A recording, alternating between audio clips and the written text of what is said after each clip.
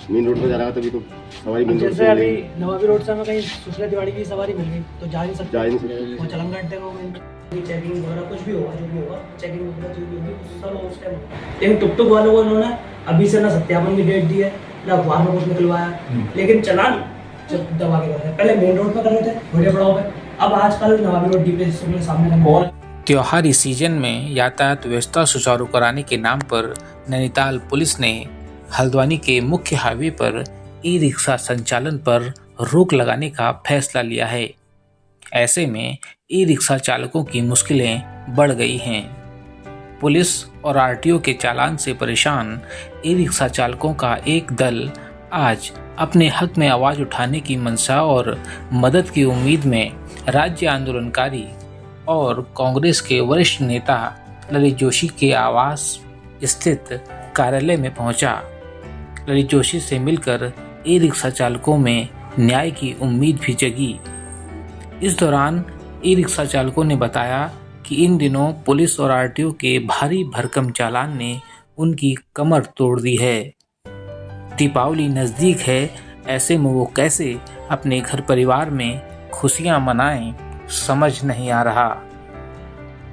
E rickshaw चालकों की मांग पर राज्य आंदोलनकारी ललित जोशी ने पुलिस और आरटीओ के शीर्ष अधिकारियों से फोन पर बात की और ई रिक्शा चालकों को बेवजह परेशान न करने और नियमों का पालन न्याय संगत तरीके से करने को कहा। इस दौरान राज्य आंदोलनकारी ललित जोशी ने सभी ई रिक्शा चालकों से यातायात नियमों का पालन करने और संगठित होकर कार्य करने की अपील भी की।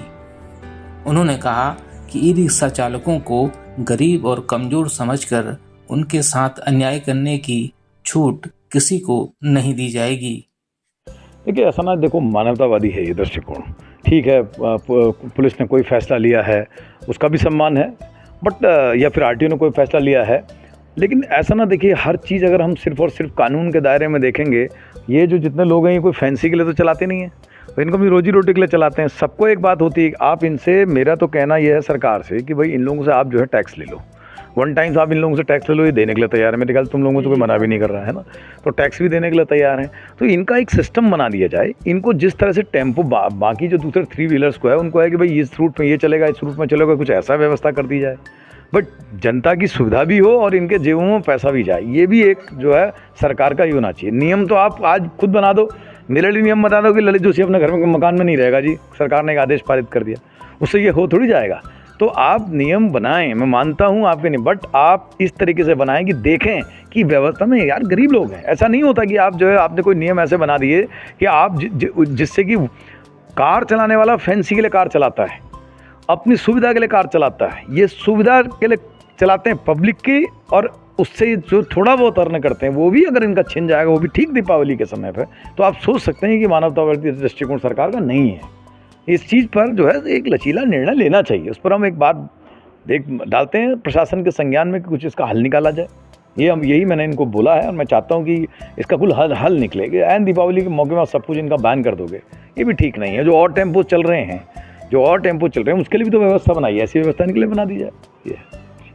ये दिक्कत ये है कि टुक टुक बिल्कुल रोडों में चलने से मना करा जा रहा है और आरटीओ साहब जो हैं टुक टुक के बहुत ही ज़्यादा चालान काट रहे हैं। दीपावली का समय है, कमाई 1 रुपये की नहीं है, 300-400 रुपये आदमी कमा रहा है, उसमें 12-12 हज़ार रुपये का चालान भुगतना पड़ रहा है।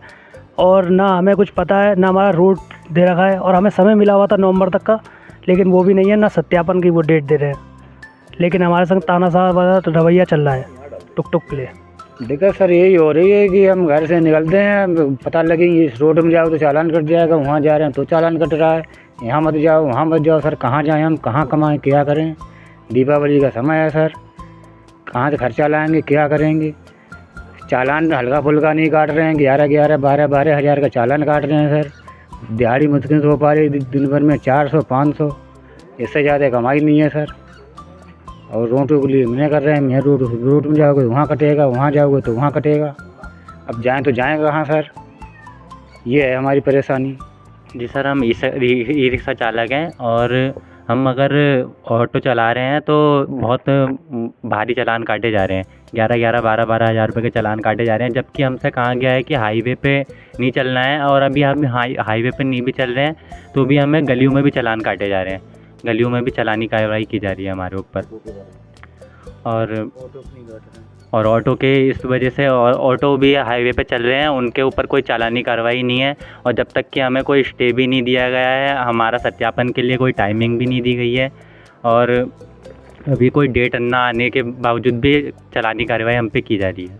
ये सर 300-400 रुपये हम दिन भर के कमा पाते हैं, और इतना मुश्किल है इस टाइम पे चला पाना। अगर हम हाईवे रोड पे गाड़ी नहीं चलाएंगे तो सवारी मिलना तो वैसे भी बहुत मुश्किल है। अगर हम शाम तक के 200-300 रुपये कमाएंगे तो घर परिवार कैसे चलाएंगे, और ये त्यौहार का सीज़न सर पे है। सर ये चाह रहे हैं कि हमें कोई जब तक का हमें रूट या तो बताया जाए, या फिर हमको कोई गाइडलाइन दी जाए कि हमें इसी जगह पे चलना है, या फिर हमको सत्यापन तक का हमें स्टे दिया जाए कि हमें हमारे ऊपर कोई कार्यवाही ना की जाए।